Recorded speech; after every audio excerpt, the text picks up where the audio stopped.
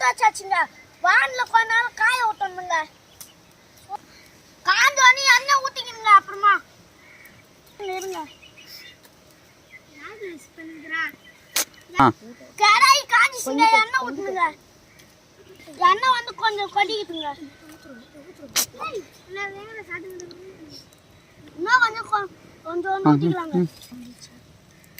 மசாலா போட்ட மீனை எடுத்து கடாய் உள்ள ஊற்றுவாங்க. பெரிய மீன் பறிச்சுங்க. அப்புறம் அந்த சின்ன மீனுங்க இப்படி வாரமாக போட்டுக்கணுங்க. போட்டுக்குங்க கண்டி ஏற்றினாங்க. நல்லா சவுண்டுக்கு ஆகுதுங்க. நல்லா இதுவாகுதுங்க. நல்லா தீருங்க. பாருங்க கொஞ்சம் கொஞ்சம் ஒரு மீனா திருப்பி போடுங்க. ஃபர்ஸ்ட் சின்ன மீனுங்களை 3 கிலோ திருப்பிடுங்க. கொஞ்சம் கொஞ்சம் இதுவாகுதுங்க. பொரியுங்க. பாருங்க 3 சின்ன மீனா திருப்பிடுங்க. பெரிய மீனுங்க திருப்பிக்குங்க. பெரிய மீன் தாங்க செம்மையா வெந்துக்குது. சின்ன மீனும் திருப்பிடுங்க கொஞ்சம் கொஞ்சமா.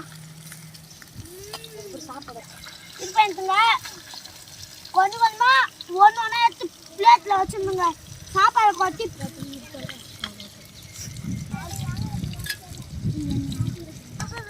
இந்த வீடியோ பிடிச்சிருந்தா லைக் பண்ணுங்க. பாருங்க இந்த மீனை ஒன்று எடுக்க போறங்க. எடுத்து எங்க வைக்க போறா?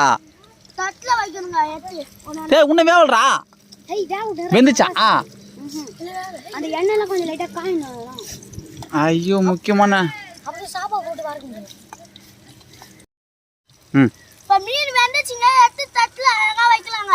ஒன்று எடுத்து வைக்கணுங்க.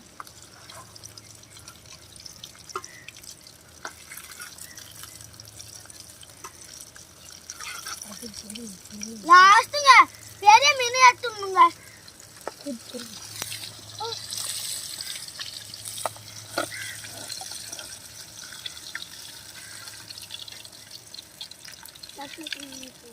பாருங்க பெரிய மீனை தூக்க முடியல எடுத்து தட்டில் வச்சுக்கணுங்க. இப்போ சாப்பாடு போட்டு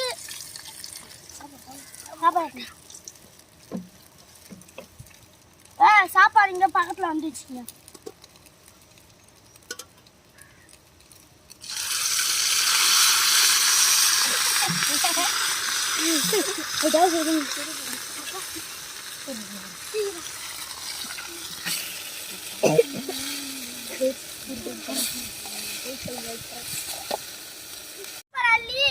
இதுல போடுங்க.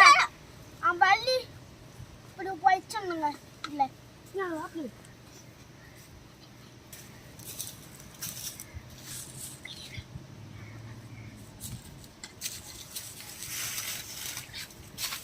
பாருங்க மீன் எடுத்து ஓரமா வைக்கணுங்க.